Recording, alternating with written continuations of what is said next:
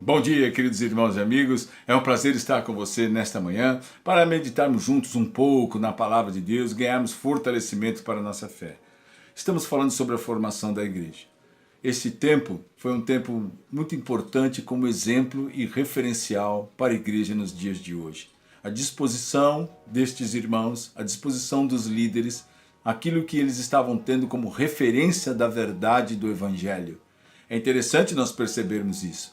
Não foi só apenas Jesus que sofreu na cruz. Nós vemos, depois da sua morte e ressurreição, aquilo que é a formação da igreja. Estas pessoas também padeciam, eram perseguidas, eram mortas, passavam por dificuldades, cadeias, prisões, aflições, mortes horríveis inclusive. Mas essa foi a formação da igreja, um povo de Deus. Veja, não estou dizendo que a igreja de hoje deve padecer os mesmos sofrimentos, mas é interessante perceber como a igreja de hoje perdeu o entendimento do que significa assumir o Evangelho e viver para Cristo como estas pessoas viviam. Na verdade, nós percebemos que a fé desses irmãos era inabalável, mesmo em face da morte. Ao que nos dias de hoje nós percebemos que tem mudado muito, porque as pessoas têm sido muito enfraquecidas e a fé dos irmãos tem sido muito frágil e muito porque não conhecem, não têm disposição de conhecer, ler as Escrituras e entender a ação, aquilo que Jesus fez na cruz do Calvário. Apenas recebem uma informação de que tendo Jesus pago pelos nossos pecados, está tudo pago, todo mundo está livre e está todo mundo com passe livre para o céu e fica parecendo que é só isso, mas não é, isso é um pedaço da torta. Nós precisamos aprender e ter fome de justiça, sede e fome de justiça, como Jesus disse. Nós precisamos crescer mais no conhecimento do Senhor. E aqui nós percebemos que todas essas coisas foram possíveis. Por que você acha? Eram homens comuns como Paulo, como Pedro, como as pessoas que foram levadas às cadeias, às prisões, eram crentes, pessoas que viviam, que tinham suas dificuldades e aflições do dia a dia, assim como eu e você. Mas é importante perceber qual era a disposição dessas pessoas. Uma vez que elas conheceram a Cristo, que elas aceitaram o sacrifício de Cristo na cruz, a vida delas foi transformada. Que coisa maravilhosa. Então, aí eles ficaram ricos e aí eles não tiveram mais problemas, eles não eram mais, Roma não dominava mais. Não, todas estas coisas ainda continuavam acontecendo. O que mudou? Mudou o interior dessas pessoas.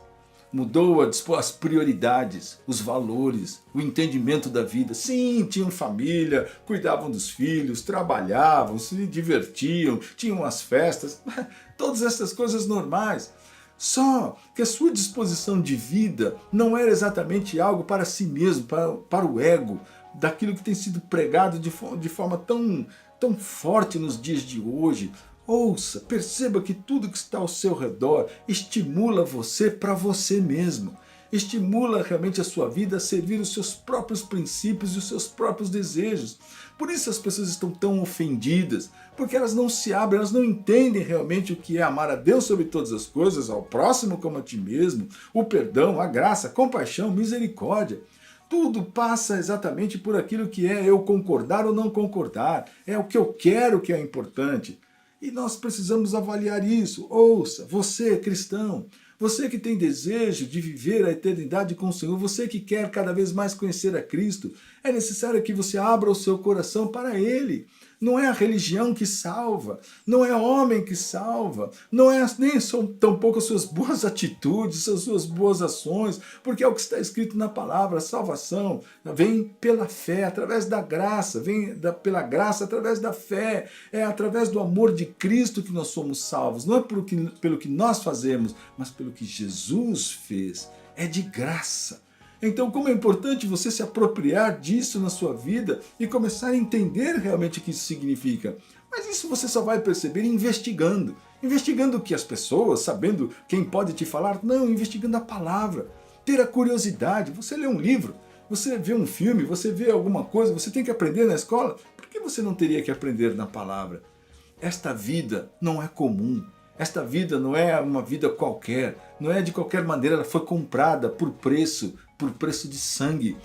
Deus se fez homem, veio ao mundo e padeceu por nós. isto está feito. Mas muitos nesse tempo, como nós estamos vendo aqui na história de Paulo, que os judeus estavam perseguindo e desejavam matá-lo, têm desprezado o sacrifício de Cristo na cruz.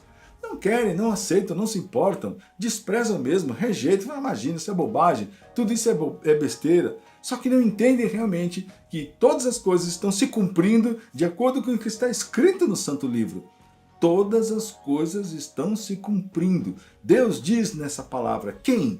Quem anunciou as coisas que vão acontecer e elas se cumprem como eu tenho feito? Deus é Deus sobre todas as coisas e nós precisamos entender isso. Esse preâmbulo, esse prefácio, vem com o desejo de que você abra o seu coração para perceber a necessidade de você estar recebendo e sendo submisso à palavra de Deus.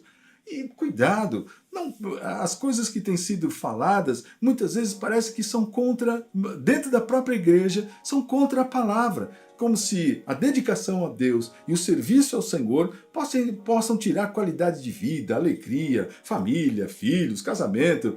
Nada disso. Pelo contrário, é importante perceber que todas estas coisas foram criadas por Deus. Todas estas coisas foram criadas pelo Senhor, a família, o casamento, os filhos, a herança, a vida, o nascer. Todas estas coisas foram doadas pela graça e pela vontade de Deus. Portanto, é imprescindível que você perceba que o próprio Deus se agrada de ver o teu crescimento, o teu desenvolvimento. Mas é importante você perceber que Ele também nos chama a compreender que Ele é quem nos dá a vida. Ele é o doador da vida. Então, eu amo a Deus sobre todas as coisas, porque sim, vem dele a minha vida, vem dele a minha força, a minha disposição, o meu vigor. Agora, eu posso entender que no mundo existem aflições e nós passamos por dificuldades financeiras, econômicas, até mesmo do nosso país, até mesmo das questões políticas, das coisas que nos cercam, nós estamos inseridos nesse contexto. Mas como vamos reagir? Com brigas, discussões e divisões e rachas? E vamos ser então agora, soldados da morte? Nada disso. Nós somos soldados do bem por causa de Cristo que nos chamou para amar.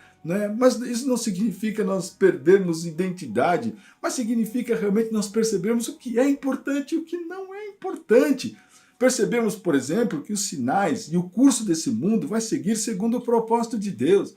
Até mesmo os governantes que são erguidos e levantados, que tomam o lugar, são através da permissão de Deus. E quando nós começamos a perceber isso pelo contexto bíblico, pela narrativa bíblica dos reis da terra, dos grandes reinos como Babilônia, como a Pérsia, como a Síria, os Medos, como todas essas coisas aconteceram pela permissão de Deus, como Deus tendo constituído estas pessoas. É interessante nós percebermos que Deus tem o controle de tudo. Quando isso acontece, a sua fé cresce. Eu, nesse momento, vou ter que parar por aqui, falando para você exatamente do momento em que, no capítulo 26, do verso 24 até o verso 28, está escrito, dizendo ele estas coisas em sua defesa, Festo interrompeu em alta voz, estás louco, Paulo? As muitas letras te fazem delirar. Paulo, porém, respondeu, não estou louco, ó excelentíssimo Festo, pelo contrário, digo palavras de verdade e de bom senso, porque tudo isto é do conhecimento do rei, a quem me dirijo com franqueza, pois estou persuadido de que nenhuma destas coisas lhe é oculta, porquanto nada se passou em algum lugar escondido. Acreditas, ó rei Agripa, nos profetas? Bem sei que acreditas. Então Agripa se dirigiu a Paulo e disse, por pouco me persuades a me fazer cristão. Paulo respondeu, assim Deus permitisse que, por pouco ou por muito, não apenas tu, ó rei, porém todos os que hoje me ouvem, se tornassem tais qual eu sou, exceto, porém, por causa dessas cadeias. Então, neste pequeno momento, quero te dizer que o apóstolo Paulo disse as verdades e contou a história para o rei Agripa, que era judeu. Interessante de tudo isso é que ele conhecia as leis, é que ele conhecia os profetas. Por isso é que o apóstolo Paulo pergunta para ele, acreditas, ó rei Agripa, nos profetas? Eu sei que você acredita, eu sei que essa é a esperança de todo judeu. Mas o rei Agripa, de repente, tomado por aquele discurso de Paulo, fala, olha, quase que eu me converto através dessas palavras. E o apóstolo responde, como isso deveria acontecer, seria muito bom que isso estivesse acontecendo, não só com o Senhor, mas com todos aqueles que estão me ouvindo. Então veja, o apóstolo Paulo era o mensageiro de Deus para converter as pessoas, para libertá-las do cativeiro do pecado, para que elas realmente recebessem a promessa que elas mesmas estavam esperando. Nestes dias, muitos têm esperado por promessas, mas não se dispõem a servir aquele que fez a promessa. Interessante isso, não é verdade? Assim como o rei Agripa, que era judeu, conhecia toda a promessa, acreditava nos profetas e também esperava o Messias, mas não conseguia receber o Messias. Eu espero que você, nesse tempo, fortaleça a sua fé e não só receba o Messias porque ele veio, mas que você creia nele e o sirva para que você viva realmente a plenitude da graça e do amor de Cristo. Fique firme e fortalecido na fé.